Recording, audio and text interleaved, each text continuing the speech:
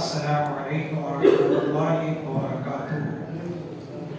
الحمد للہ وکفی وسلام علی عبادہ الذین اصطفی، اما بعد۔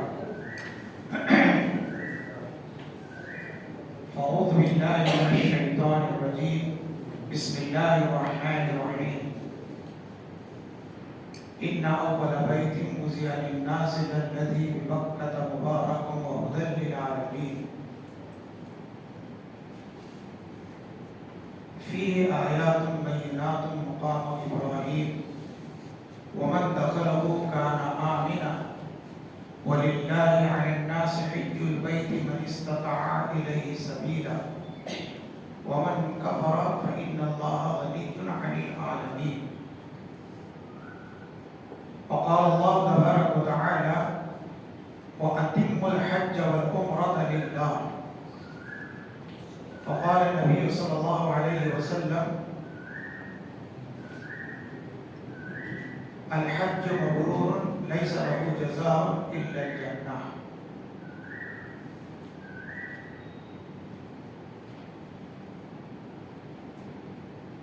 محترم و مکرم عازمین سفر حج، آج کا دن ہمارے لیے انتہائی مسرت اور اہمیت کا حامل ہے کہ اللہ تبارک و تعالی نے ہمیں اپنے گھر کی زیارت کے لیے منتخب فرمایا، اور عنقریب جلد ہی ہم لوگ اس سفر پر روانہ ہونے والے ہیں جس کی تمنا انبیاء علیہ السلام، صحابہ اکرام، اولیاء اکرام، علماء اکرام، ائمہ اکرام کیا کرتے تھے، اور جس کا اعلان حضرت ابراہیم علیہ السلام نے کیا۔ میری مراد سفر حج کی ہم تیاری میں ہیں۔ میں آپ سب لوگوں کو اپنی جانب سے، ضلعی جمعیت اہل حدیث شراپور کی جانب سے تہہ دل سے آج کے اس پروگرام میں استقبال کرتا ہوں، ویلکم کہتا ہوں، خوش آمدید کہتا ہوں، اور ساتھ ہی مبارکبادی دیتا ہوں کہ اللہ تعالیٰ آپ کو یہ سفر حج مبارک کرے، اور دعا کرتا ہوں، دعا دیتا ہوں کہ اللہ تعالیٰ آپ کے اس سفر میں آسانیاں پیدا کرے، اور نبی کریم صلی اللہ علیہ وسلم کی سنت کے مطابق آپ کو حج کرنے کی توفیق عطا فرمائے۔ میرے محترم بزرگوں، معزز سامعین اکرام، نوجوانان اسلام، قابل احترام میری ماں اور بہنوں، دیکھیے حج کے سفر کے لیے ہم تیاریاں تو کرتے ہیں، محنت کرتے ہیں، کوشش کرتے ہیں، لیکن ان میں جس کی کوشش ہمیں زیادہ کرنی چاہیے اس پر ہماری توجہ نہیں جاتی۔ آج میں اپنے درس میں 3 باتیں بتاؤں گا، اور اس کے بعد انشاءاللہ ہمارے شیخ صدیق احمد عمری حفظہ اللہ حج کا پورا طریقہ آپ کو بتائیں گے، اور ظہر کی نماز 1 بجے اذان ہوگی، صبح کو جماعت ہوگی، اس کے بعد کھانے کا آپ لوگوں کے لیے مکمل نظم یہیں پر رہے گا، اور اس کے بعد پھر انشاءاللہ عصر کی نماز تک جو ہے آپ کا اور کچھ ایڈیشنل معلومات آپ کو شیخ ثقیل دیں گے، اس لیے آپ اطمینان سے بیٹھیں اور سنیں۔ یہ جان لیجیے اسلام نام ہے علم کا، اسلام نام ہے ایجوکیشن کا، اسی لیے قرآن کی سب سے پہلی آیت جو اتری نبی کریم صلی اللہ علیہ وسلم کے قلب اطہر پر، اقرأ بسم ربک الذی خلق، پڑھو اپنے اس رب کے نام سے جس نے پیدا کیا۔ تو آج جو ہے ہر چیز میں ہمیں علم حاصل کرنے کی ضرورت ہے، چاہے آدمی عقائد کے معاملے میں ہو، عبادات کے معاملے میں ہو، اخلاقیات کے معاملے میں ہو، دینیات کے معاملے میں ہو، کسی بھی معاملے میں ہو۔ اب حج ایک عبادت سے تعلق رکھنے والی چیز ہے، حج ایک بہت بڑی عبادت ہے. حج اسلام کا ایک اہم رکن ہے، 5واں ستون ہے. لیکن اکثر لوگ حج کے لیے نکلتے ہیں، حال یہ ہوتا ہے پورے علم سے نابلد ہوتے ہیں، علم سے کورے ہوتے ہیں. علم ہوتا بھی ہے تو یہاں سے ٹرین کیسے پکڑیں، ہوائی جہاز کیسے پکڑیں، پھر وہاں جائیں تو جو ہے کیا کہتے ہیں اسے، کب کب کھانا کھائیں، کب سوئیں، کب حرم میں جائیں، یہ معلومات ہوتی ہے. لیکن انہیں یہ نہیں معلوم ہوتا کہ اللہ رب العالمین نے وضو کرنے کا طریقہ نبی کریم صلی اللہ علیہ وسلم کے ذریعے بتایا، طہارت کا طریقہ نبی کریم صلی اللہ علیہ وسلم کے ذریعے بتایا، نماز کا طریقہ نبی کریم صلی اللہ علیہ وسلم کے ذریعے بتایا، زکات کیسے ادا کی جائے گی نبی کریم صلی اللہ علیہ وسلم کے ذریعے بتایا. اسی طریقے سے حج بھی کیسا کیا جائے گا نبی کریم صلی اللہ علیہ وسلم کے ذریعے بتایا. آج لوگ اس کو جاننے کے لیے تساہلی برتتے ہیں، غفلت برتتے ہیں، لاپرواہی کرتے ہیں، جانے انجانے میں وہ اس پر دھیان نہیں دیتے. ہمارے آج کے اس مسجد رحمانیہ میں جمعیت کے تحت اس کیمپ کے لگانے کا مقصد یہی ہے کہ آپ کو خالص قرآن اور حدیث کی روشنی میں، کتاب اور سنت کی روشنی میں معلومات دی جائے کہ اللہ کے رسول صلی اللہ علیہ وسلم نے حج کیسے کیا. دیکھو آپ کو سب سے پہلے علم کے حوالے سے یہ بات بتانا چاہتے ہیں ہم کہ آپ وضو کرنے جائیں گے، وضو کرنا اور منہ دھونا دونوں میں فرق ہے. حالانکہ صفائی دونوں سے ہوتی ہے، آپ منہ دھوئیں گے، پانی لے کے ڈالیں گے چہرے پر تو صاف ہو جائے گا چہرہ، وضو کریں گے تو بھی صاف ہو جائے گا چہرہ. لیکن آپ یہ جاننے کی کوشش کیجئے کہ آپ منہ دھوئیں گے، چہرہ دھوئیں گے تو صرف صاف ہوگا، لیکن اگر آپ چہرہ دھونے کے لیے نبی کریم صلی اللہ علیہ وسلم کے طریقے کو اپنائیں گے، وہ وضو کہلائے گا اسلامی شریعت میں. اور وضو کرنے پر آپ کا چہرہ تو صاف ہوگا، صاف میں ثواب بھی ملے گا. ثواب کیوں ملے گا؟ ثواب کیوں ملے گا میرے کوئی بھائی بتائیں گے؟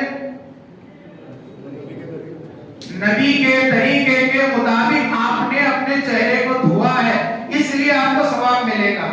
اور ایک بات آپ کو میں بتاتا ہوں، اللہ کے رسول صلی اللہ علیہ وسلم نے فرمایا لا صلاۃ لمن لا وضو علی، اس شخص کی نماز نہیں جس شخص کا وضو نہیں. یعنی وضو نبی کے طریقے کے مطابق جس کا نہیں ہوا، اس شخص کے آگے جو تیاری ہے، وضو کس لیے کرتے ہیں ہم؟ نماز کے لیے وضو شرط ہے. تو آپ کی نماز نہیں ہوگی جب تک کہ آپ کا وضو اللہ کے رسول کے طریقے کے مطابق نہیں ہوگا. اب مجھے بتائیے، آپ حج کے لیے 7 لاکھ روپے دے کر جا رہے ہیں، 3.5 لاکھ روپے دے کر جا رہے ہیں، جسمانی اور جو ہے کہنا چاہیے کہ جسمانی طور پر مشقتیں اٹھا رہے ہیں، پریشانیاں برداشت کر رہے ہیں، سفر کر رہے ہیں، تمام طرح کی تیاریاں کی ہیں، لیکن آپ اگر اس حج میں اللہ کے رسول صلی اللہ علیہ وسلم کے طریقے کو نہیں اپنائے تو بتائیے آپ کا حج قبول ہوگا؟ اور یہ باتیں خود اللہ کے نبی صلی اللہ علیہ وسلم نے فرمایا ہے کہ جو ہے خذوا عنی مناسککم، تم مجھ سے میرے حج کے احکام سیکھو.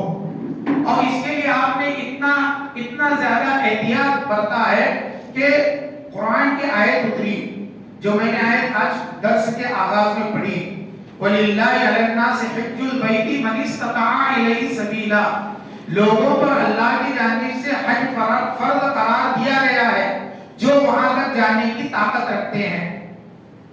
تو اب جانے کی طاقت رکھتے ہیں، ان پر حج فرض ہے، یہ آیت بتا رہی ہے. یہ آیت کب اتری؟ یہ آیت 9 ہجری میں اتری. اترنے کے ساتھ نبی کریم صلی اللہ علیہ وسلم نے صحابہ کو جمع کیا اور ان کے سامنے آپ صلی اللہ علیہ وسلم نے واضح انداز میں کہا، یا ایھا الناس ان اللہ قد فرض علیکم الحج فحجوا، اے لوگوں تم پر اللہ نے حج کو فرض قرار دیا ہے، لہذا تم حج کی تیاری کرو. ایک شخص کھڑے ہوئے، ایک صحابی کھڑے ہوئے اقرا بن حابس، انہوں نے کہا افی کل عام یا رسول اللہ، اے اللہ کے نبی صلی اللہ علیہ وسلم ہر سال حج فرض ہے؟ آپ نے فرمایا نہیں، اگر میں کہہ دیتا تو ہر سال مسلمانوں پر حج فرض ہوتا، لہذا تم کو جب کسی بات کا میں حکم دوں اس کو قبول کر لو، اور جس بات سے میں منع کروں چپ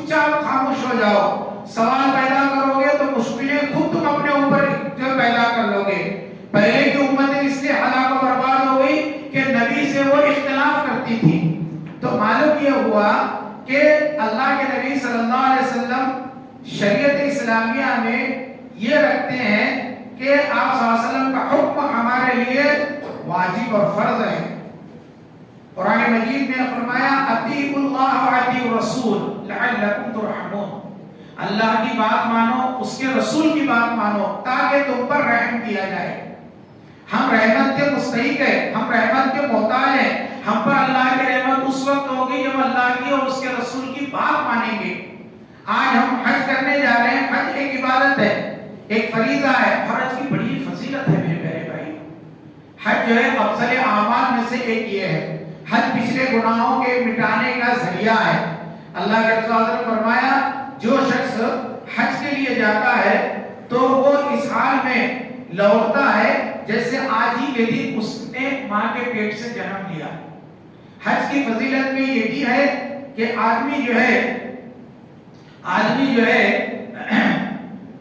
جس شخص کے لیے دعا کرے اور اپنے لیے دعا کرے اللہ تعالیٰ قبول کرتا ہے. حاجی اللہ کے مہمان ہیں. اس طرح سے بہت ساری حدیثیں ہیں لیکن میں ان کو آپ کے سامنے بیان کرنے سے جو ہے اختصار کرتا ہوں کیونکہ اور چند باتیں بیان کرنی ہیں. اس طریقے سے آپ دیکھیں گے حج اسلام کے بنیادی ارکان میں سے 5واں رکن ہے. جو شخص استطاعت رکھتے ہوئے حج کو نہیں جائے گا اس کا اسلام نامکمل ہے. اس کے اسلام میں نقص ہے، کمی ہے. ہم لوگوں میں سے دیکھو 3 قسم کے لوگ ہیں حج کے معاملے میں.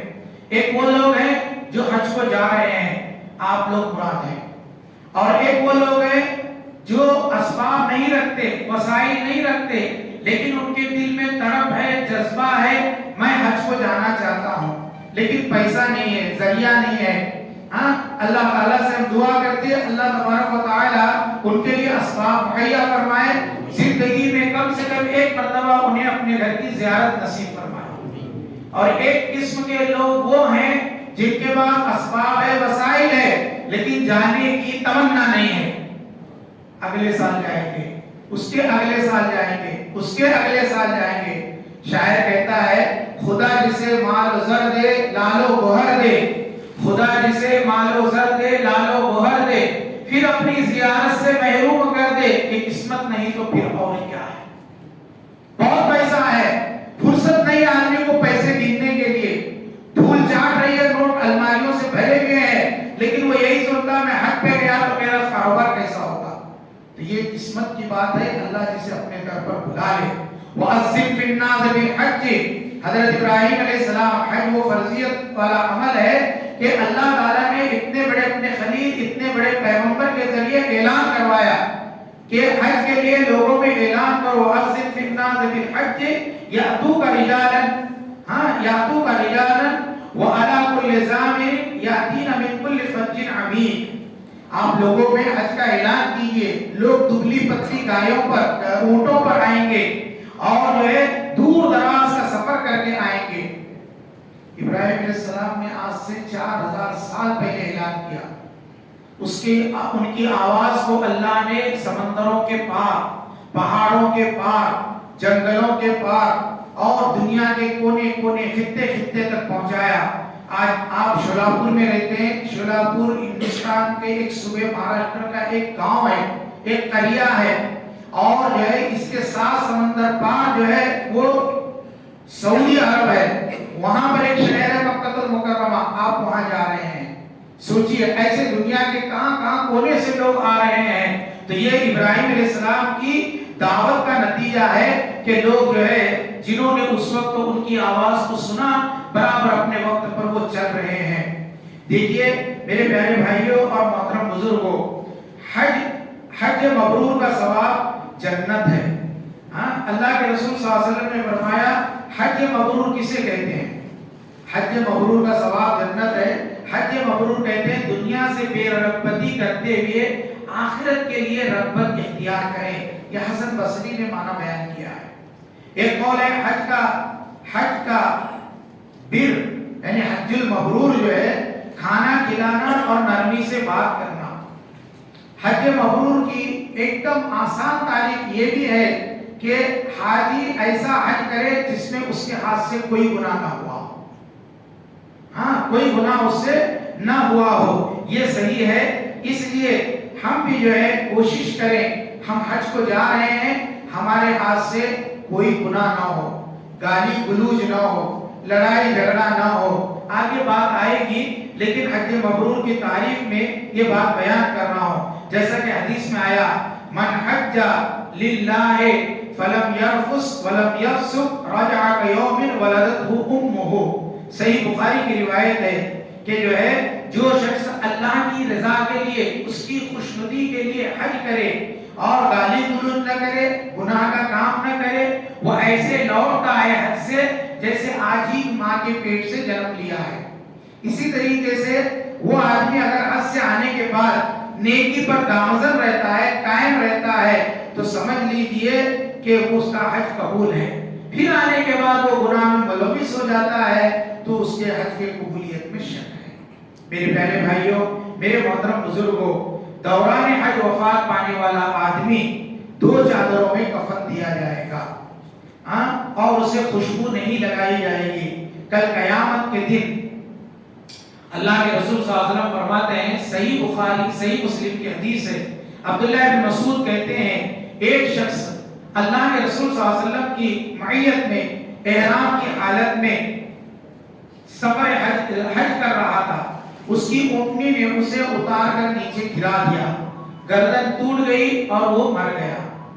اللہ کے رسول صلی اللہ علیہ وسلم کو اس کی اطلاع ملی، آپ نے فرمایا وَغْسِلُوهُ بِمَاءٍ وَسِدْرٍ کہ اس کو غسل دو بیری کے پتوں کے پانی سے، وَكَفِّنُوهُ فِي ثَوْبَيْنِ جو احرام کے کپڑے ہیں اسی میں اس کو کفن دو، وَلَا تَمُسُّهُ بِطِيبٍ اس کو جو ہے خوشبو نہ لگاؤ اور نہ اس کے سر کو ڈھانکو، فَإِنَّهُ يُبْعَثُ يَوْمَ الْقِيَامَةِ مُلَبِّيًا اس لیے کہ وہ قیامت کے دن تلبیہ پکارتے ہوئے اللہ کی بارگاہ میں آئے گا۔ یہ فضیلت بتا رہا ہوں، ایک حاجی کی فضیلت کتنی بڑی ہے، ایک حاجی کا مقام کتنا بڑا ہے۔ اس طریقے سے میرے پیارے بھائیوں میں یہ بتا رہا تھا کہ ہمیشہ حج یا جو بھی ہم عبادت کریں، ہمارا بنیادی مقصد اس کام کا یہی ہے کہ آپ کو اللہ اور اس کے رسول سے ڈائریکٹ جوڑیں۔ آپ جو بھی عبادت کریں وہ احادیث کی روشنی میں کریں۔ دیکھو اللہ کے نبی صلی اللہ علیہ وسلم نے نماز کے بارے میں فرمایا، صلو کما رأیتمونی اصلی نماز ایسی پڑھو جیسے تم نے مجھے پڑھتے ہوئے دیکھا۔ آپ کو حدیثیں دیکھنی پڑے گی، صحیح احادیث بخاری ہے، مسلم ہے، اس میں دیکھیے اللہ کے تو نماز کیسے پڑھتے تھے، آپ رکوع کیسے کرتے تھے، سجدہ کیسے کرتے تھے۔ پھر آپ نے حضرت جب یہ آیت اتری جب سن 9 ہجری میں آپ حج کو نہیں گئے، حالانکہ ہر عمل آپ نے ادھر آیت اتری یا آپ نے عمل کیا، لیکن حج ایک ایسا عمل ہے، آپ صلی اللہ علیہ وسلم نے ابو بکر سے کہا میں تم کو اس سال حج کے لیے بھیج رہا ہوں، آیت اتری تم جاؤ، امیر الحجاج میں تم کو بنا رہا ہوں، اور جا کر وہاں پر اعلان کرو۔ کیا اعلان کرو؟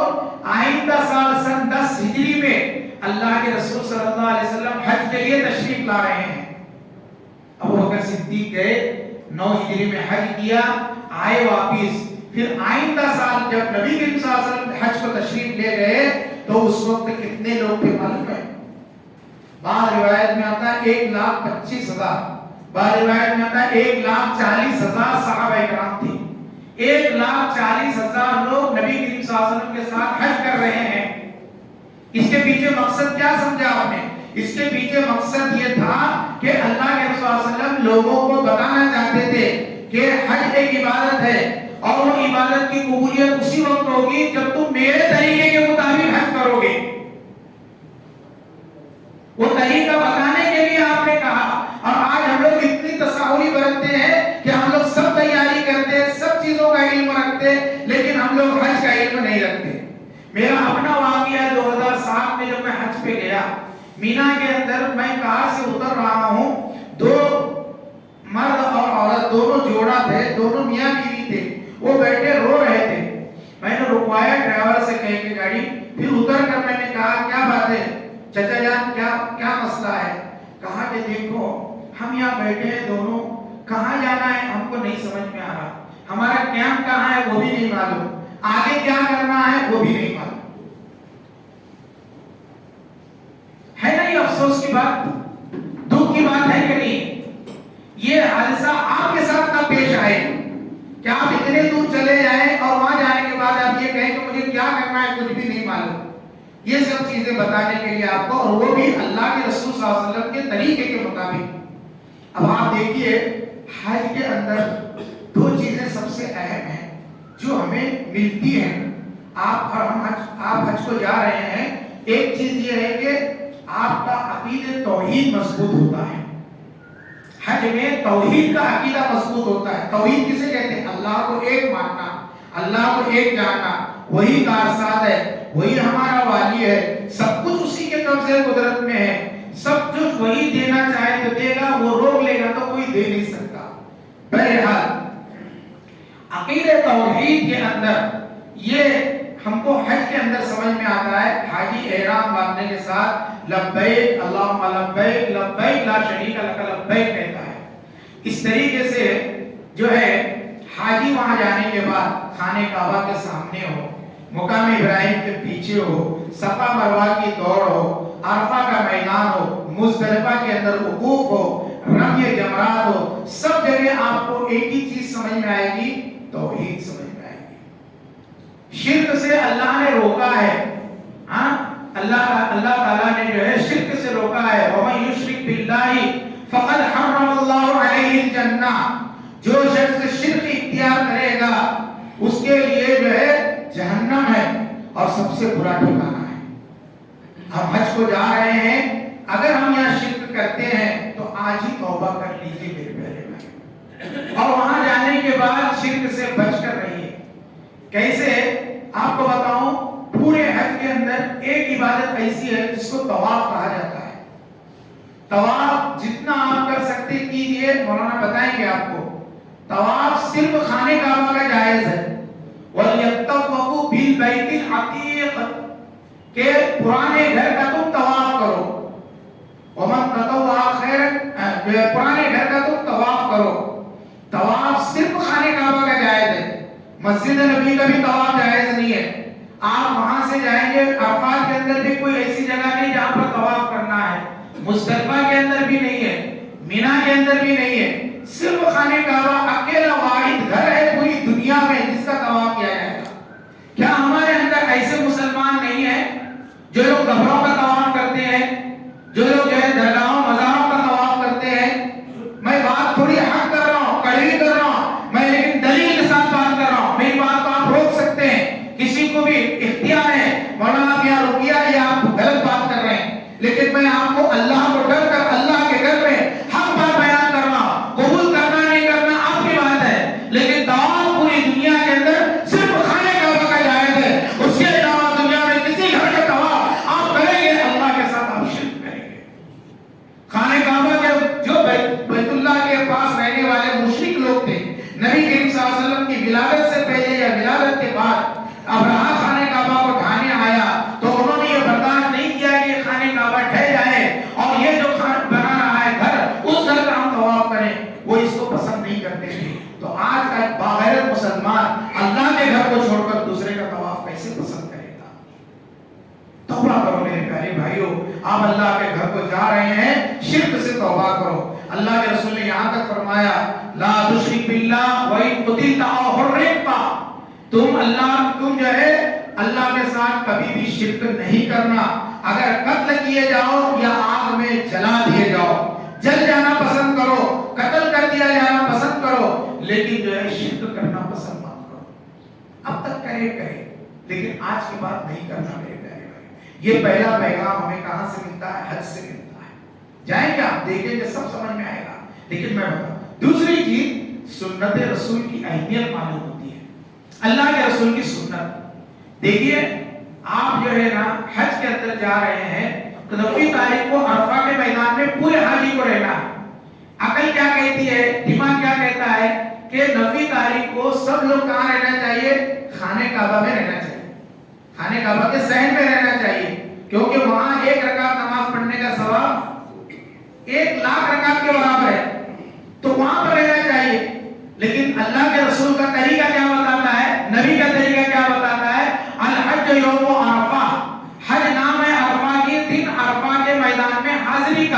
اور اس دن وہ حاضر عرفہ کے میدان میں رہا تو اس کا حج، ورنہ باقی وقوف جو کرنا ہے مزدلفہ کے اندر رات گزارنا ہے. ایک آدمی کہے کہ میں خانہ کعبہ کے صحن میں رات گزاروں گا تو اس کے عقل پر چلے گا حج ہوگا اس کا؟ نہیں ہوگا، کیونکہ نبی کا طریقہ یہ بتاتا ہے 9 تاریخ کو رات میں جو ہے مزدلفہ کے میدان میں گزارنا ہے. اسی طریقے سے نماز اول وقت پڑھنا افضل ہے، لیکن جو ہے مزدلفہ میں آپ کتنی بھی رات کو پہنچے، مغرب عشاء جب پہنچیں گے جب آپ کو مزدلفہ میں پڑھنا ہے. جبکہ یہاں پر کیا ہے، سیدھے سورج غروب ہو گیا، مغرب کی اذان ہوتی ہے، جماعت کھڑی ہوتی ہے. اس طریقے سے رمی جمرات ہے، آپ کو پہلے دن مارنا ہے بڑے جمرہ کو، بعد میں دوسرے دن مارنا ہے زوال آفتاب کے بعد. آپ یہ کہیں گے کہ میں تینوں کو پہلے دن ہی ماروں گا، چلے گا ایسا؟ اس طریقے سے میرے پیارے بھائیوں صحیح بین صفا والمروہ ہے. آپ کہیں گے 9 تاریخ کو میں صفا مروہ کی صحیح کروں گا، لیکن سنت رسول یہ کہتی ہے کہ صفا مروہ کی صحیح نہیں، عرفہ کے میدان میں آپ کو رہنا ہے. تو ایسے بہت ساری مثالیں میں دے سکتا ہوں. اب ایک بات میں بتا کر اپنی بات آگے بڑھاتا ہوں. دیکھیے میرے پیارے بھائیوں،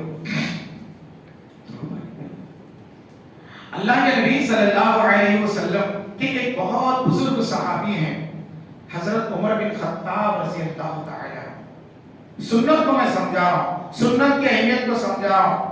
ہوتے ہوئے مصطفیٰ کی گفتار مت دیکھ کسی کا قول و کردار. ہوتے ہوئے مصطفیٰ کی گفتار مت دیکھ کسی کا قول و کردار.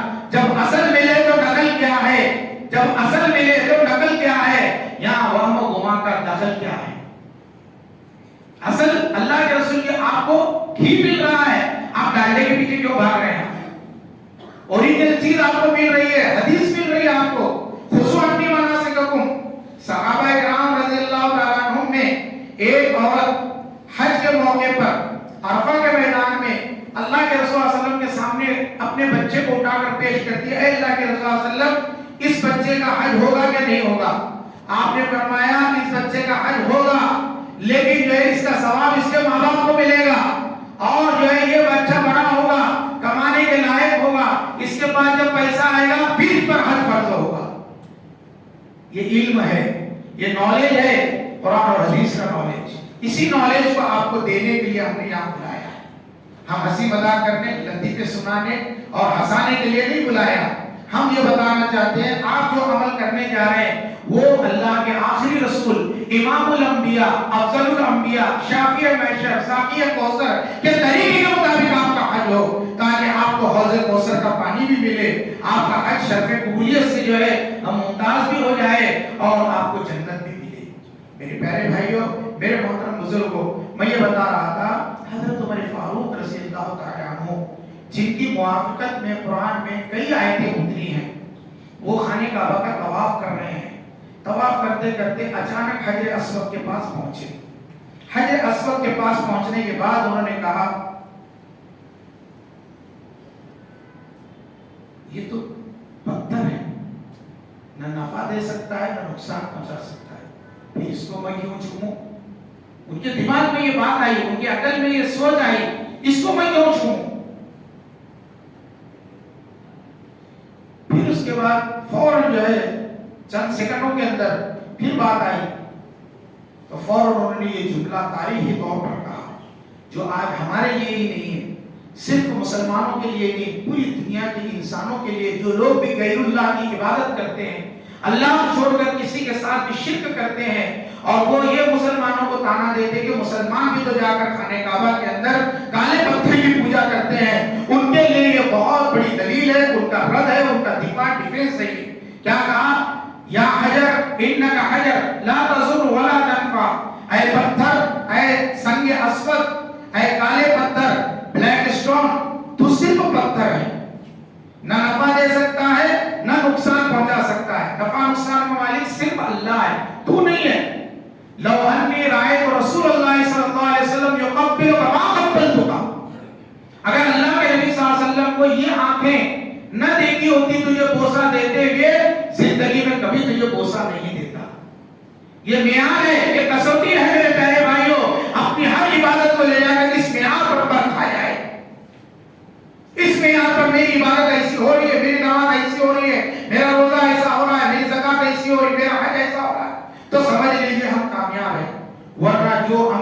اللہ کے نبی صلی اللہ علیہ وسلم کے طریقے سے ہٹ کر ہوگا وہ عمل عند اللہ غیر مقبول ہے، ناقابل قبول ہے۔ اللہ تعالیٰ نے اللہ کے نبی کو بھیجا اسی لیے، قرآن جیسے موسیٰ علیہ السلام کو جیسے توریت دیا، پہاڑ پر بلایا، ایک ہی رات میں توریت دے دی، تو ویسے قرآن بھی دے دیتا۔ 23 سال قرآن نازل ہوا ہے، تھوڑا تھوڑا وقتاً فوقتاً۔ کیوں اترا؟ اللہ کے رسول صلی اللہ علیہ وسلم جب آیت اترتی عمل کر کے صحابہ کو بتاتے، صحابہ لیتے ویسا عمل کرتے۔ تو آج ہمیں بھی میرے پیارے بھائیوں ہم وہ طریقہ اپنائیں جو اللہ کے رسول کا طریقہ ہے۔ اب ایک چند باتیں بیان کر کے اپنی بات کو میں سمیٹوں گا اور میں زیادہ وقت نہیں لوں گا، کیونکہ آپ کو اصل میں حج کا طریقہ انشاءاللہ سنایا جائے گا، بتایا جائے گا۔ دیکھیے حج کی کئی خصوصیات ہیں جس سے آپ کا انٹریسٹ بڑھے اور آپ کا جذبہ بڑھے، اس لیے میں آپ کو یہ باتیں بتا رہا ہوں کہ حج کی ایک خصوصیت یہ بھی ہے کہ اللہ رب العالمین نے جو ہے حج کے تمام ارکان کی مخصوص جگہ مقرر کی ہیں، حج کی تمام ارکان کی مخصوص جگہ مقرر کی ہیں۔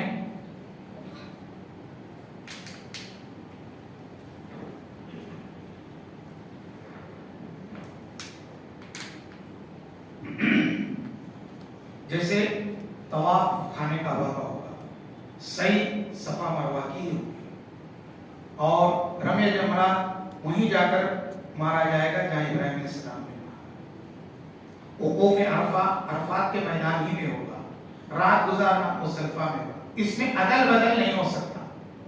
کیا ہو سکتا؟ 9 تاریخ کو عرفہ کی بجائے میں 9 تاریخ کو جو ہے مزدلفہ میں رہوں گا، دن میں رات میں جا کر عرفہ میں رہوں گا، ہوگا کیا؟ نہیں ہوگا۔ اسی طریقے سے میرے پیارے بھائیوں حج کی خصوصیت یہ ہے کہ حج کی جو تاریخیں ہیں انہی تاریخوں میں حج ہوگا۔ حج کی خصوصیت کیا ہے؟ جن تاریخوں میں حج فرض ہے انہی تاریخوں میں حج ہوگا۔ 8 ذی الحجہ، 9، 10، 11، 12، آپ چاہیں تو 13 کو بھی مینا میں رک سکتے ہیں، تو 6 دن ٹوٹل حج ہے آپ کا۔ لیکن اگر آپ چاہیں گے سال میں کبھی بھی میں جا کر حج کروں گا بولے تو نہیں ہوگا حج۔ اس کو ذہن میں رکھیے، خصوصیت ہے حج کی۔ نماز آپ سو گئے، نماز کا وقت چلا گیا، آپ اٹھ کر پڑھ سکتے ہیں۔ میں سویا تھا، اٹھ گیا، کہیں یہ تھا، مصروف تھا، یاد نہیں تھا، بھول گیا تھا، نماز آپ کو بعد میں پڑھنا ہے۔ لیکن اسی طریقے سے روزہ، بیمار پڑ گئے، رمضان کا مہینہ چل رہا ہے، نہیں رکھ سکتے روزہ، آپ رمضان کے بعد شوال کے مہینے میں بھی روزہ رکھ سکتے ہیں۔ زکات آپ کو جو ہے شعبان کے مہینے میں فرض ہو رہی ہے، آپ کو پیریڈ ہو رہا ہو پیسے کا، رقم کا، آپ رمضان میں بھی دے سکتے ہیں، شعبان کے پہلے بھی دے سکتے ہیں، رجب کے مہینے میں بھی، آگے پیچھے کر سکتے ہیں۔ لیکن حج آپ جو ہے بعد میں نہیں کر سکتے، پھر آپ کو جو ہے اگلے سال احرام باندھ کر ان تاریخوں میں جانا پڑے گا۔ الحج اشہر معلومات فمن فرض فیہن الحج فلا رفث ولا فسوق ولا جدال فی الحج، یعنی حج چند گنتی کے مہینوں کا نام ہے، ان مہینوں میں ہی کیا جائے گا، دوسرے جگہوں پر نہیں، دوسرے دنوں میں نہیں کیا جائے گا۔ اس طریقے سے حج کی ایک خصوصیت یہ بھی ہے کہ حج کے اندر جو ہے حجاج اکرام میدان عرفات میں جمع ہوتے ہیں۔ جب میدان عرفات میں جمع ہوتے ہیں تو عرش والا ان کے قریب آ جاتا ہے، ان پر فرشتوں میں فخر کرتا ہے اور کہتا ہے اے میرے فرشتوں بتلاؤ میرے بندے کیا لینے آئے ہیں۔ پھر اللہ تعالیٰ تھوڑی دیر کے بعد خود ہی مخاطب ہوتا ہے کہ آج جتنے بندے اس میدان عرفات میں جمع ہے ان سب بندوں کو میں آج جہنم سے آزاد کر دیا، تم گواہ ہو، سب کو میں نے جہنم سے آزاد کر دیا۔ حدیث میں اللہ کے رسول صلی اللہ علیہ وسلم فرماتے ہیں پورے سال میں عرفہ کے دن عرفہ کے میدان میں اللہ تعالیٰ جتنے لوگوں کو جہنم سے آزاد کرتا ہے اتنے کسی سال کے دن میں یا رات میں آزاد نہیں کرتا۔ یہ خصوصیت ہے حج کی، یہ فضیلت ہے حج کی میرے پیارے بھائیوں، یہ بہت بڑی اللہ کی رحمت کی دلیل ہے کہ اللہ تعالیٰ بے شمار بندوں کو اس دن آزاد کر دیتا ہے۔ اس طریقے سے مسلمانوں کا ورلڈ لیول پر اجتماع ہوتا ہے جس میں دنیا بھر کے مسلمان اکٹھا ہوتے ہیں، جمع ہوتے ہیں، ایک دوسرے سے ملاقات کرتے ہیں، ایک دوسرے کا حال چال معلوم کرتے ہیں، ایک دوسرے کے سکھ دکھ کو جانتے ہیں، ایک دوسرے سے ملاقاتیں کرتے ہیں، اور ایک دوسرے کے ساتھ پیار و محبت سے پیش آتے ہیں، الفت و محبت کے سوتے پھونکتے ہیں، بغض و عداوت کا خاتمہ ہوتا ہے۔ خصوصیت کیا ہے؟ خصوصیت یہ ہے کہ اسلام کے علاوہ کوئی ایسا مذہب بتائیے جس مذہب میں ہر سال پوری دنیا کے لوگ اس مذہب کے ماننے والے ایسا اکٹھا ہوتے ہیں۔ کسی بھی مذہب میں ایسا نہیں ہے۔ یہ واحد اسلام کی واحد یہ امتیازی خصوصیت ہے کہ ہر سال حاجیوں کا ورلڈ لیول پر اجتماع ہوتا ہے، پوری دنیا کے خطے خطے سے مسلمان آتے ہیں۔ یہ دیکھیے میرے پیارے بھائیوں، اس طرح اور بہت ساری خصوصیات ہیں، مولانا کی زبان سے بھی باتیں آئیں گی غائب بغائب۔ اب میں آخری 4-5 باتیں بتا کے 5 سے 10 منٹ میں اپنی بات ختم کروں گا۔ دیکھیے آپ لوگ حج پر جا رہے ہیں، یہ 5 کام کم سے کم میں آپ کو بتا رہا ہوں۔ انشاءاللہ میری کتاب ہے چھپی بھی، اور جیسی ہمارا پروگرام شام میں 3-4 بجے تک ختم ہوگا، جب آپ کے ہاتھ میں کتاب دی جائے گی۔ ابھی کتاب کسی کو نہیں دی جائے گی، کیونکہ ابھی کتاب دیں گے تو مولانا کا بیان نہیں سنیں گے لوگ۔ کتاب اینڈ میں جب آپ جائیں گے، جب آپ کو کتاب ملے گی، اور وہ کتاب میں نقشہ ہے کون سی تاریخ کو کیا کرنا ہے، اور وہ ہدیے کے طور پر آپ کو دی جائے گی۔ جن لوگوں نے اس میں تعاون کیا ہے پیسوں سے، ہم نے لکھا ہے لوگوں نے پیسوں سے تعاون کیا ہے، سنت کے مطابق حج کا طریقہ ہوتا ہے۔ لوگ حج مشکل ہے بولتے ہیں، حج آسان ہے، اس میں پورا بتایا گیا ہے، دعائیں بھی اس کے اندر ہیں، آپ وہ ساتھ میں رکھیں گے تو بھی آپ پڑھتے پڑھتے سب سیکھ جائیں گے۔ دیکھیے 5 چیزیں کیا ہیں۔ سب سے پہلی چیز ہے آپ اپنے ایمان اور اسلام کو درست کریں۔ ایمان درست ہوگا، ہر عمل قبول ہوگا۔ ایمان کے اندر نقص ہوگا، یا ایمان ویسا جیسا آپ کے خاندان سے چلا آ رہا ہے ویسا ہوگا تو نہیں۔ آپ کا ایمان اللہ اس کے رسول کے کسوٹی کے مطابق ہونا چاہیے، ورنہ نوح علیہ السلام کی بیوی بھی تھی، بیٹا بھی تھا، ایمان نہیں لائے جہنم میں چلے گئے۔ اللہ کے رسول صلی اللہ علیہ وسلم کے چچا ابو طالب تھے، ایمان نہیں لائے، صاحب تیرے ساری زندگی آپ کے ساتھ لگے رہے، آپ کے دین کی خدمت میں ساتھ دیے، لیکن ایمان نہ لانے کی وجہ سے جہنم میں چلے گئے۔ لوط علیہ السلام کی بیوی جہنم میں چلی گئی۔ ایمان شرط ہے میرے پیارے بھائیوں، ایمان کے بعد سب عمل کرتے ہیں۔ دوسری چیز میرے پیارے بھائیوں نیت ہے، انما الاعمال بالنیات۔ آج ہی آپ عازم سفر حج اپنی نیت کو درست کرو کہ میں حج کے لیے اس لیے جا رہا ہوں، اللہ نے مجھے فرض کیا ہے، اللہ تعالیٰ کی رضا کے لیے، اس کی خوشنودی کے لیے، اس کو راضی کرنے کے لیے میں حج کو جا رہا ہوں۔ آنے کے بعد میں یہ نہیں چاہوں گا کہ میرے نام کے آگے حاجی لگے، میں یہ نہیں چاہوں گا کہ لوگ مجھے حاجی صاحب کہہ کر پکائیں، یا شہرت ہو میری، یا لوگوں کو یہ کہیں کہ حاجی صاحب حاجی صاحب حاجی صاحب۔ یہ کوئی مقصد، کوئی غرض و غایت نہ ہو، یا میں گھومنے جا رہا ہوں، میں دیکھنے آ سکتا، بس اللہ نے فرض کیا، اللہ کے حکم کی تعمیل ہے، اللہ کو خوش کرنا ہے، اس لیے میں حج کو جاؤں، یہ نیت ہے۔ تیسری چیز میرے پیارے بھائیوں، حلال روزی سے آپ، حلال کمائی سے آپ حج کو جائیں۔ بہت سے لوگ حج کو جاتے ہیں لیکن ان کی کمائی مشکوک ہوتی ہے، ان کی کمائی حرام کی ہوتی ہے، لوٹ کھسوٹ کی کمائی ہوتی ہے، جو ہے ناحق طور پر کمایا ہوا مال ہوتا ہے، لوگوں پر ظلم زیادتی کر کے کمایا ہوا مال ہوتا ہے، شراب بیچ کر کمایا ہوا مال ہوتا ہے، جوے سے حاصل کیا ہوا مال ہوتا ہے۔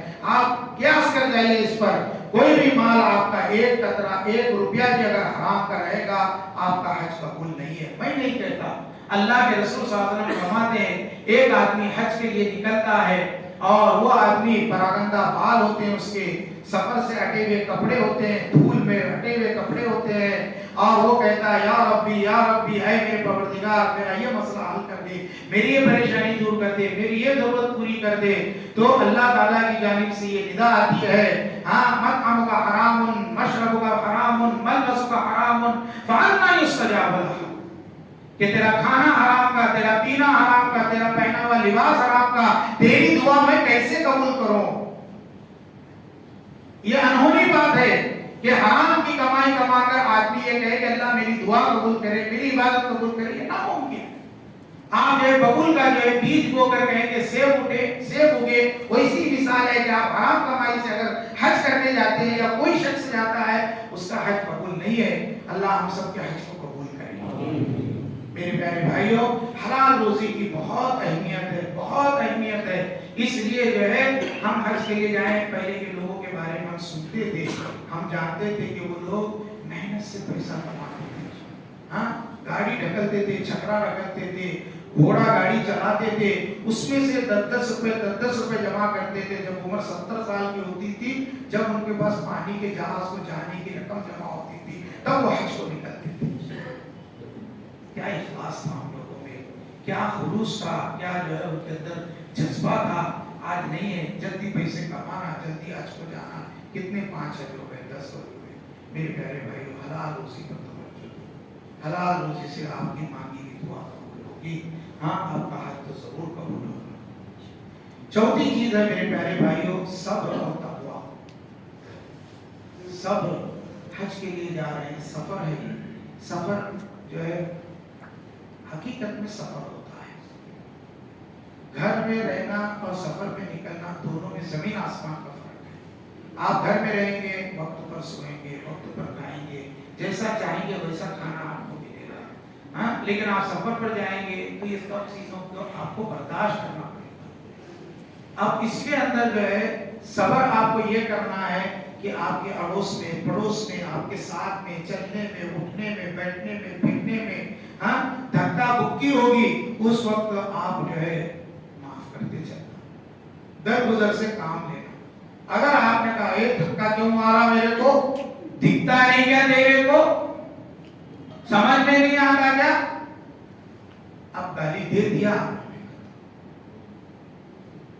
بہت سب پہلے سے ذہن بنا لینا، کوئی دھکا مارے، کوئی پھائٹ مارے، ہاں بھائی میں صبر کروں گا، میرا حج اللہ قبول کرے. حضرت عمر فاروق حج کو عمرے کو جا رہے تھے. نبی کریم صلی اللہ علیہ وسلم کی خدمت میں آئے. اللہ کے رسول صلی اللہ علیہ وسلم، میں عمرے کے لیے جانا چاہ رہا ہوں. آپ نے فرمایا لا تنسا فی دعائک فی اخیک. ہاں یا جو ہے آپ نے فرمایا لا تنسا فی دعائک یا اخیک، اے میرے بھائی اپنی دعا میں مجھے مت بھولنا. کیونکہ حاجی اور عمرہ کرنے والے دونوں اللہ کے مہمان ہیں. اللہ ان کی دعا کو، جن کے حق میں وہ دعا کرے، وہ دعا کو قبول کرتا ہے. تو ایک وقت کا پیغمبر امام الانبیاء ایک اپنے امتی سے درخواست کر رہا ہے کہ دعا کرنا. ہم بھی آپ لوگوں سے درخواست کرتے ہیں کہ آپ بھی ہمارے لیے دعا کرنا. میرے پیارے بھائیوں، اللہ کے رسول صلی اللہ علیہ وسلم نے اس کے بعد یہ جملہ کہا کہ دیکھو عمر، تمہیں کھٹے کٹے موٹے تازے پہلوان قسم کے آدمی ہو، حجر اسود کے پاس جاؤ گے تو اپنی طاقت کے بل بوتے پر لوگوں کو دھکا دے کر کے جا کے بوسہ دو گے. یاد رکھو، حجر اسود کو بوسہ دینا سنت ہے، کسی کو تکلیف دینا یہ گناہ کا کام ہے. کسی سنت کو حاصل کرنے کے لیے کسی کو تکلیف دینا بنسبت اس کے کہ سنت تو ملے گی نہیں ملے گی، لیکن گناہ تو ضرور ملے گا. ہم اپنی ذات سے، اپنی بات سے، اپنی عبادت سے کسی کو تکلیف نہیں دیں گے، ایسا ارادہ کر کے جاؤ میرے پیارے بھائی. کیا وجہ میں اپنی ذات سے، اپنی بات سے، اپنی عبادت سے، اپنی زبان سے کسی کو تکلیف نہیں دیں گے، یہ ارادہ کرو انشاءاللہ. اسی کا نام صبر ہے. ہاں انشاءاللہ. اور آخری چیز ہے توبہ. توبہ و استغفار. اللہ سے توبہ کیجیے. اللہ تیرا شکر ہے کہ آج ایک ایسے مقام پر لے جا رہا ہے جس کی تمنا ہم کرتے تھے، یقین نہیں تھا کہ ہماری زندگی میں ایک دن ایسا بھی آئے گا ہم اس کے گھر کی زیارت کو چل پڑے. آج وہ دن آپ کو نصیب ہو رہا ہے، اللہ قبول کرے. ہاں تو اب آپ کیا کیجئے، توبہ کیجئے. اللہ میرے گناہوں کو معاف فرما. زندگی میں چھوٹے بڑے، جانے انجانے، بھول کر، ہاں جیسے بھی گناہ ہوئے، اللہ سب میرے گناہوں کو معاف کرے. سب گناہ معاف کرے گا اللہ. شرک بھی معاف کرے گا اللہ. شرک بھی کہتے ہیں آپ معاف کرو، آپ توبہ کرو، آئندہ میں نہیں کروں گا، نہیں کروں گا، نہیں کروں گا. میری ماں بہنوں، تم سے بھی میری التجا ہے، اگر تمہارے اندر بھی شرک ہے، تمہارے اندر بھی ابھی تک یہ عقیدہ تھا فلاں ولی بابا ہماری مراد پوری کرتے ہیں، ہمارے فلاں ولی بابا حاجت پوری کرتے ہیں، بندے نواز گیسو دراز ہماری مرادیں پوری کرتے ہیں، اجمیر والے بابا کرتے ہیں، کلیئر والے بابا کرتے ہیں، ثابت کیا کرتے ہیں. میں کھلی بات کر رہا ہوں ایک دم کہ کوئی اللہ کے سوا حاجت روا نہیں ہے. وَإِذَا سَأَلْتَ فَاسْتَعِنْ بِاللَّهِ وَإِذَا اسْتَعَنْتَ فَاسْتَعِنْ بِاللَّهِ. جب تم مانگو، عبداللہ ابن عباس ہے میرے بیٹے، اللہ سے مانگو. جب مدد طلب کرو، اللہ سے مدد طلب کرو. آپ جا رہے ہیں حج کو، وہاں پر آپ جو مانگنا ہے اللہ سے مانگو. مانگنے کے لیے اللہ بلا رہا ہے، دینے کے لیے اللہ بلا رہا ہے. جو لینا ہے اللہ کے پاس جا کر لو. نبیوں نے پایا وہیں سے پایا، ولیوں نے پایا وہیں سے پایا، بزرگوں نے پایا وہیں سے پایا، ائمہ نے پایا وہیں سے پایا، مفسرین نے پایا وہیں سے پایا،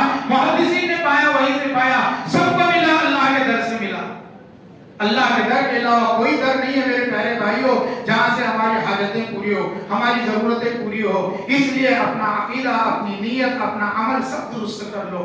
ہاں، اور آخر بات یہ ہے کہ توبہ بندوں سے بھی آؤ، معافی مانگو. ہم یہ میں گناہ کیا ہی نہیں، میں گناہ کیچ نہیں، ایسا نہیں بولنے کا. ہاں، الانسان من الخطئ، الانسان مرکب من الخطئ والنسیان. بھول چوک میں بھی غلطی ہو سکتی ہے، جان بوجھ کر بھی غلطی ہو سکتی ہے. میں نے چلتے چلتے ان کو دھکا دے دیا تو آج میں بولوں مولانا سمیع صاحب مجھے معاف کرو. میرا فرض ہے میرے پیارے بھائیوں، مولانا سمیع مجھے معاف کر دو. غلطی سے لگا وہ کیا معافی مانگنا کیا اس کا چھوٹا نہیں ہوتا آدمی معافی مانگنے سے. پیارے بھائیوں، من تواضع للہ رفعہ اللہ، جو اللہ کے لیے اپنے آپ کو چھوٹا ثابت کرتا ہے اللہ اسے بڑا بناتا ہے. کوئی بھی رہ دے بھائی معاف کر دے، معاف کر دے. قبل اس کے لیے اللہ قیامت کے دن کھڑا کرے اور بندہ آ کر کہے اللہ تعالیٰ اس نے مجھے یہ تکلیف دی، ہمارا حج بھی وہ لے جائے گا، عمرہ بھی لے جائے گا، نماز بھی لے جائے گا، سب لے کر جائے گا. وہ ہم دیں گے کیا؟ پسند ہے ہم کو ہمارا حج اس کو دینا، نہیں پسند ہے تو آج ہم معافی مانگو. چھوٹا رہے، بڑا رہے، بیٹا رہے، کوئی بھی رہے، ہم بولے بیٹے معاف کر دے، بیٹیا معاف کر دے، بھیا معاف کر دے، ابا معاف کر دو، امی معاف کر دو. سب کو معافی مانگتے جاؤ میرے پیارے بھائیوں. کسی سے آپ کا سلام کلام نہیں ہے، اس کو سلام کلام کر لو. کسی سے رنجش ہے، کسی زمانے میں بھی تھی، کسی سے ناراضگی ہے، کسی زمانے آپ نہیں بھی غلطی کیے ہیں، لیکن آپ یہ سمجھ کے چلو میری غلطی بھی ہے. ہاں، اس میں آپ بڑے چھوٹے نہیں ہوں گے، اللہ آپ کو بڑا کرے گا. یہ اس سے بڑے بن کی کیا بات ہے؟ دنیا میں کروڑوں انسان ہیں لیکن آپ 600-700 لوگوں کو اللہ نے حج کے لیے چنا ہے. اس سے بڑی بات کیا ہے؟ آپ کی جگہ دوسرے کو چن سکتا تھا نا اللہ، لیکن آپ کو چنا. آپ کا کیا نام ہے؟ آپ کا کیا نام ہے؟ آپ کا کیا نام ہے؟ آپ کو چنا اللہ نے. تو آپ اتنے بڑے ہو گئے تو آپ دوسروں کو معافی مانگنے میں چھوٹے کیسے ہو جائیں گے؟ دل پاک کر کے جاؤ. پاک گھر کی طرف جا رہے ہو، دل بھی پاک کرو. دل میں اتنی بھی گندگی رکھ کے مت جاؤ، بدبو آنے لگے گی. دل پاک کر کے جاؤ. دل پاک ہوگا، حج بھی پاک ہو جائے گا. حج سے بھی ہم پاکیزہ ہو کر لوٹیں گے. اس لیے میں بتانا چاہتا ہوں، دیکھو کیسے بڑے بڑے صحابہ اکرام تھے. ہاں، کیسے ابو ذر غفاری ایک مرتبہ، حضرت ابو ذر غفاری اللہ کے رسول صلی اللہ علیہ وسلم کے خاندان کے بڑے، غفار قبیلہ بہت بڑا قبیلہ تھا، بہت جو ہے معزز قبیلہ تھا. اس قبیلے کے حضرت ابو ذر تھے. حضرت بلال کے خاندان کا اتا پتہ نہیں تھا. کالے کلوٹے تو تھے، غلام بھی تھے. غلام کی حیثیت جیسے جانوروں کی ہوتی ہے ویسے اس زمانے میں عرب کے اندر تھی. انسان کی کوئی حیثیت نہیں تھی. انسان کی تقریب اسلام نے کی ہے. بات دوسری طرف جائے گی. میں اتنا بتاتا ہوں آپ کو کہ جس دن مکہ فتح ہوا، اللہ کے رسول صلی اللہ علیہ وسلم نے حضرت بلال کو کہا کہ تم چلو اور اوپر جو ہے خانہ کعبہ کے چھت پر اذان دو. پہلی اذان خانہ کعبہ کے چھت پر حضرت بلال نے دی. حالانکہ اللہ کے رسول صلی اللہ علیہ وسلم سامنے آپ کے چچا عباس رضی اللہ تعالیٰ عنہ تھے، جو دنیا کے سب سے اچھے خاندان کے فرد تھے. عمر فاروق تھے، ابو بکر صدیق تھے، حضرت علی تھے، حضرت عثمان تھے. کسی کو نہیں حضرت بلال کو کہا. تو بلال کالے کلوٹے تھے، خوبصورتی بھی اتنی نہیں تھی. یہی بلال کی حضرت ابو ذر کے ساتھ کچھ انبن ہو گئی تو حضرت ابو ذر رضی اللہ تعالیٰ عنہ نے حمیت اور غیرت میں اپنے خاندان کے کبر نخوت میں یہ جملہ کہہ دیا، اے کالے کے بیٹے. کیا کہا؟ اے کالے کے بیٹے. بولے تو کالی کے بیٹے، تیری ماں کالی تھی، تو بھی کالا ہوا. حضرت بلال کو یہ بات بہت گراں گزری، ناراض ہو گئے. حضرت بلال دل کو چھپ گئی بات. حضرت بلال روتے روتے اللہ کے رسول صلی اللہ علیہ وسلم کی خدمت میں آئے. اللہ کے رسول صلی اللہ علیہ وسلم، مجھے ابو ذر نے اتنی بڑی بات کہی تھی، میرے دل کو لگ گئی، میرا دل دکھ گیا، مجھے بہت بڑی اذیت پہنچی، ذہنی طور پر بھی اور دلی طور پر بھی. اللہ کے رسول صلی اللہ علیہ وسلم گلے لگایا حضرت بلال کو، کہا بلال افسردہ نہ ہو، اسلام میں تمہارا مقام بہت بڑا ہے، اللہ کی نگاہ میں تمہارا مرتبہ بہت بڑا ہے. تم متقی آدمی ہو، تقوی پرہیزگاری تمہارے پاس ہے. مال دولت جاؤ، حشمت نہیں تو کیا ہوا، آپ متقی آدمی ہیں، میرے دل میں بھی تمہارے لیے بڑی قدر و منزلت ہے. صحابی سے کہا جاؤ ابو ذر کو بلا کے لاؤ. حضرت ابو ذر کو بلا کر لایا گیا. حضرت ابو ذر رضی اللہ تعالیٰ عنہ جب آئے، اللہ کے رسول نے کہا ابو ذر ابھی بھی تمہارے منہ سے جاہلیت کی بدبو نہیں گئی؟ اسلام لانے کے بعد اسلام کی خصوصیات کو آپ نہیں جانے؟ اسلام کو نہیں پڑھا، اسلام کو نہیں سمجھا، جو آج تم جے اسلامی بات تمہارے منہ پر آئی، جاہلیت کی بدبو تمہارے منہ سے نکل رہی ہے، ہاں معافی مانگو، فوراً ابوبکر رضی اللہ تعالیٰ نے آنسو آئے، اللہ کے رسول مجھے معاف کر دیجیے، کہا بلال سے معافی مانگو، کہا بلال مجھے معاف کر دو، لے گئے حضرت ابوبکر رضی اللہ تعالیٰ عنہ اور کہا بلال جب تک تمہارا پیر میری اس گال پر نہیں رکھا جائے گا تب تک میں جو ہے یہاں سے نہیں ہلوں گا۔ یہ تقویٰ تھا۔ آج ہمارے اندر تقویٰ نہیں ہے، اور حج نام ہے تقویٰ کا، پرہیزگاری کا، للہیت کا، رضا جوئی کا۔ میرے پیارے بھائیوں، حج کا فلسفہ یہی ہے، حج کا مقصد یہی ہے، حج کی غرض و غایت یہی ہے کہ حج آپ کے اندر تقویٰ پیدا کرنا چاہتا ہے، آپ کے اندر للہیت پیدا کرنا چاہتا ہے، آپ کے اندر محبت پیدا کرنا چاہتا ہے، اللہ سے محبت، اس کے رسول سے محبت، اس کے شعائر سے محبت، اس کے مشاعر سے محبت۔ میرے پیارے بھائیوں، یہ چیز کو اپنے ذہن میں رکھ کر جاؤ کہ ہم اللہ سے محبت کریں گے، اس کے رسول سے محبت کریں گے، آنے کے بعد بھی محبت کریں گے، دنیا کی ہر چیز کو اللہ اس کے رسول کے آگے قربان کر دیں گے۔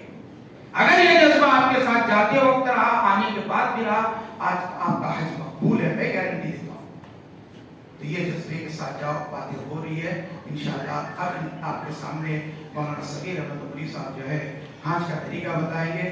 اللہ سے میری دعا ہے اللہ تعالیٰ ہم سب کے گناہوں کو معاف فرمائے، اللہ ہم سب کو حج مبرور نصیب فرمائے، اور اللہ رب العالمین جو بھی ہم سے گناہ خطا ہوئے ہیں جانے انجانے میں سب اللہ معاف کر دے، ہمیں آپس میں مل جل کر رہنے کی توفیق عطا فرمائے۔ وہاں پر جائیں بھی تو ایک دوسرے کی مدد کریں، ایک دوسرے کے ساتھ رہیں، ایک دوسرے کا ساتھ دیں۔ اقول قولی ھذا استغفر اللہ لی ولکم ولسائر المسلمین واستغفروہ انہ هو الغفور الرحیم۔ السلام علیکم ورحمۃ اللہ وبرکاتہ۔